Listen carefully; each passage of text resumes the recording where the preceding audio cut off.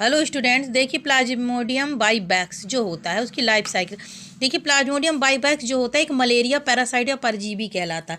देखिए मलेरिया और जो आपके सेमेस्टर में है बीएससी फर्स्ट ईयर के लास्ट टॉपिक है, लास्ट यूनिट का जो सेमेस्टर में ओनली प्लाज्मोडियम बाइबैक्स की लाइफ साइकिल ओनली इसमें असेक्सुअल रिप्रोडक्शन करना है जो कि ह्यूमन बॉडी में है। ओके, ये हो गया। तो अभी आपको एक चीज़ बताऊं कि जो ये इस प्लाज्मोडियम बाइबैक्स जो होता है इसके अलावा कई ऐसी डिजीज होती हैं। प्लाज्मोडियम बाइबैक्स जो है ये मोस्टली तृतीय ज्वार भी कहा जाता है, 48 घंटों में ठीक हो जाता है। ऐसे प्लाज्मोडियम मलेरी होता है, ठीक है, ऐसे प्लाज्मोडियम पेल्सीफेरस होता है। तो ये तो बहुत सारी डिजीज जो होती है प्लाज्मोडियम की। देखिए मोस्टली मलेरिया का जो कैरेक्टर सिम्टम्स जो होता है, अत्यधिक फीवर होता है, बड़े आकार पीहा, ठीक है, और इसमें क्या होता है हीमो पी जो पेल्सीफेरस ब्लैक वाटर ज्वार का कारण होता है हैं, जाड़े के साथ साथ फीवर आता है, ठीक है। ये सब बहुत सारे सिम्टम्स होते हैं जो कि आपको मलेरिया के लिए होते हैं। पर अपन को पढ़ना क्या है, प्लाज्मोडियम बाइबैक्स जो होता है उसका लाइफ साइकिल। देखिए मैंने एक स्ट्रक्चर बना के रखा हुआ है जिसमें ह्यूमन का, ये देखिए ह्यूमन का ये स्ट्रक्चर है। इसमें जो पैरासाइट जो होता है मलेरिया परजीवी, जिसे मलेरिया परजीवी मादा एनोफ्लीज होता है, याद रखना मादा एनोफ्लीज जो होता है पैरासाइट जो होता है, ठीक है। तो आप देख रहे होंगे कि ये इसमें क्या करता है, ये मच्छर है। ये जो मादा एनोफ्लीज पैरासाइट जो होता है मच्छर, यहाँ पे क्या करता है, बाइट किया। ओके, तो फर्स्ट स्टेज जो होता है यहाँ पे मतलब मादा एनोफ्लीज रक्त चूसने के लिए मानव के शरीर में बैठ गया। जब मानव के शरीर में बैठने के बाद ये संक्रमित जो इसकी लार जो होती है, तो लार से ये क्या करता है, स्पोरोजॉइट जो होता है होते हैं ये मादा के द्वारा मानव रक्त में प्रवेश हो जाते हैं, ठीक है, स्पैरोजॉइट। इसके बाद क्या होता है कि इसमें प्री एरिथ्रोसाइजिन साइजोगेमी अवस्था बनती है। प्री एरिथ्रो ये फिर ये क्या होता है, सीधे लीवर में अटैक करता है। देखिए मच्छर जो स्पैरोजाइट हो फिर ये कहाँ अटैक किया, लीवर सेल को प्रभावित करता है। लीवर सेल को प्रभावित ही देखो अलग से मैंने स्ट्रक्चर बनाया कि मान लो ये लीवर सेल है, ये लीवर, ठीक है, लीवर सेल में जो आपकी ये वाली साइजोगेनी अवस्था जो होती है, तो इसमें स्पैरोजॉइट जो होता है, तो यहाँ पे लीवर सेल में अटैक करने के बाद क्या करता है कि अंदर में इसका आकार गोल शेप का हो जाता है, ठीक है, ये स्पैरो जॉइंट अवस्था होती है। अब इसमें देखिए क्या गुणन होता है, विभाजन होता है केंद्रक का, इस केंद्रक का विभाजन होता है। विभाजन होने के बाद आप देखेंगे कि ये क्या करता है, क्रिप्टोजॉइट बनाता है। विभाजन हो गया, विभाजन होने के बाद कौन सा बताया, ये क्रिप्टोजॉइट बनाता है। क्रिप्टोजॉइट के बाद क्या होता है, केंद्रक जो होते हैं, विभाजन में केंद्रक में बहुत छोटे छोटे सेल बन जाते हैं। सेल बनने के बाद देखिए लीवर सेल में आता है। लीवर सेल के बाद पुनः क्या होता है, राउंड शेप होके ये क्या करता है, विभाजन करता है और मेटा आपको इसमें आप क्या बना देगा, मेटा क्रिप्टो मेरो जॉइंट बना देगा। देखिए सबसे पहले लीवर में अटैक किया, लीवर सेल में अटैक होने राउंड शेप का हो जाता है। राउंड शेप होने के बाद इसमें क्या स्पैरो जॉइंट अवस्था कहलाती है। फिर इनमें विभाजन होता है, विभाजन होने के बाद इसमें क्या बन जाता है, क्रिप्टो जॉइंट स्टेज बनती है।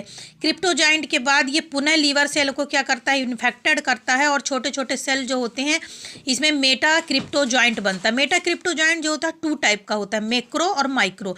मैक्रो जो होता है लीवर सेल को प्रभावित करता है और माइक्रो जो होता है आरबीसी को प्रभावित करता है। आरबीसी यानी जो अपने लाल रुधिर कणिकाएं जो होती हैं उनको प्रभावित कर, लाल रुधिर कणिकाओं में प्रवेश कर जाता है।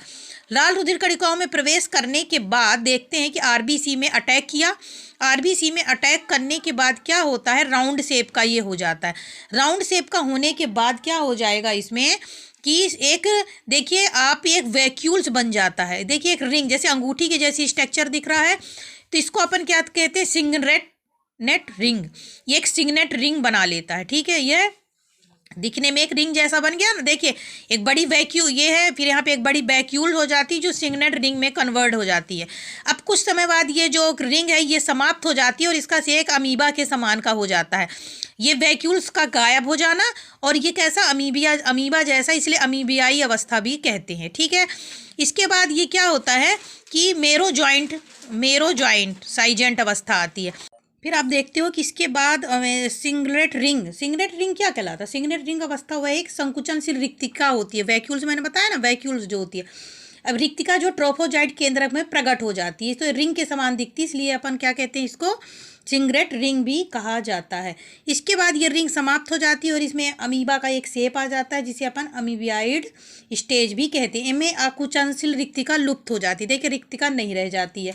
इसके समय आरबीसी जो होता है ये कोशिका द्रव में पैदा होकर अलग अलग जातियों के जो इसमें अटैक करते हैं, जो ट्रेफोजाइट जो होता है ये भूरे रंग का होता है। ये सब हो गया। इसके बाद आप देखेंगे कि इसमें ये सब 2 से 4 केंद्रक, ये देखिए बहुत सारे न्यूक्लियस दिख रहे हैं, ये केंद्रक कन्वर्ट हो जाते हैं जो कि मीरोजाइंट साइजेंट अवस्था कहलाती है। मीरोजाइंट साइजेंट अवस्था जो होती है, देखो इसमें मैंने बताया था कि वैक्यूल समाप्त हो गए, पर इसमें बहुत सारे क्या देखिए 6 से 24 बहुत सारे केंद्रक दिखेंगे जो मीरोजाइंट्स का निकलना।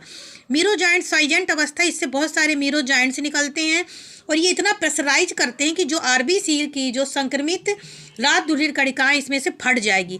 सेल वॉल के फटते साथ ही सेल वॉल टूट जाएगी और मेरोजाइंट निकल करके किसमें हीमोजाइन में मिल जाएंगे। हीमोजाइन में मुक्त होने के कारण ये फीवर या बुखार उत्पन्न हो जाता है। मीरोजाइन चक्र दोहराने के लिए फिर से इन्हें ताजी आरबीसी में अटैक करना होगा और ताजी आरबीसी में अटैक करने के लिए मैक्रो और माइक्रो 2 सेल बनेंगी। मैक्रोगैमेट्स जो होगा फीमेल और माइक्रोगैमेट्स मेल होगा और यहाँ पे ये प्रोसीजर रुक जाती है किसमें, ह्यूमन बॉडी में। इसके बाद फिर ये जो सेक्सुअल रिप्रोडक्शन होगा वो मादा एनोफ्लीज के गट्स में जाएगा, आहार नाल में जाएगा। आहार नाल में जाने के बाद ये ऐसे वृद्धि करेगा और वृद्धि करने के बाद फिर इसमें जो स्टेज आ जाएगी, जो इन्फेक्टेड स्टेज इसमें आएगी और इन्फेक्टेड स्टेज के बाद ये पुनः बाइट करेगा। तो जो प्लाज्मोडियम बाइवैक्स का लाइफ साइकिल है मैंने आपको स्टेप करके स्टेप बताया। ये देखिए मैंने 1 2 3 देन ये 4 ये 5 एंड 6 एंड 7 स्टेप में ये कंप्लीट किया, इसलिए मैंने इस तरह इसको डिवाइड कर दिया है। ये लीवर सेल में जो अटैक किया, इसको लीवर सेल को मैंने यहाँ पे इनपुट करके इसको पूरा डिस्क्राइब किया है आपको, जिससे प्रॉब्लम नहीं जाएगी। देन इसके बाद मैं जो क्रिप्टोजाइंट स्टेज है इसको भी डिस्क्राइब किया। आरबीसी है, दे आरबीसी में जो प्रोसीजर होती है, इसके बाद मेरोजाइंट के बाद ये। तो ये वीडियो मैंने आपको इसलिए बनाया कि आपको इसको पढ़ने में प्रॉब्लम नहीं जाएगी। देन स्टूडेंट आप इसको अच्छे से देखें और इसका नोट्स भी बना लें। Then thank you student. फिर आप देखते हो कि इसके बाद सिंगलेट रिंग क्या कहलाता है। सिंगलेट रिंग अवस्था वह एक संकुचनशील रिक्तिका होती है। वैक्यूल्स मैंने बताया ना, वैक्यूल्स जो होती है। अब रिक्तिका जो ट्रोफोजाइट केंद्रक में प्रकट हो जाती है तो रिंग के समान दिखती है, इसलिए अपन क्या कहते हैं इसको चिंगरेट रिंग भी कहा जाता है। इसके बाद ये रिंग समाप्त हो जाती है और इसमें अमीबा का एक शेप आ जाता है जिसे अपन अमीबियाइड स्टेज भी कहते हैं। इनमें आकुचनशील रिक्तिका लुप्त हो जाती है। देखिए रिक्तिका नहीं रह जाती है। इसके समय आरबीसी जो होता है ये कोशिका द्रव में पैदा होकर अलग अलग जातियों के जो इसमें अटैक करते हैं, जो ट्रेफोजाइट जो होता है ये भूरे रंग का होता है। ये सब हो गया। इसके बाद आप देखेंगे कि इसमें ये सब 2 से 4 केंद्रक, ये देखिए बहुत सारे न्यूक्लियस दिख रहे हैं, ये केंद्रक कन्वर्ट हो जाते हैं जो कि मीरोजाइंट साइजेंट अवस्था कहलाती है। मीरोजाइंट साइजेंट अवस्था जो होती है, देखो इसमें मैंने बताया था कि वैक्यूल समाप्त हो गए, पर इसमें बहुत सारे क्या देखिए 6 से 24 बहुत सारे केंद्रक दिखेंगे जो मीरोजाइंट्स का निकलना।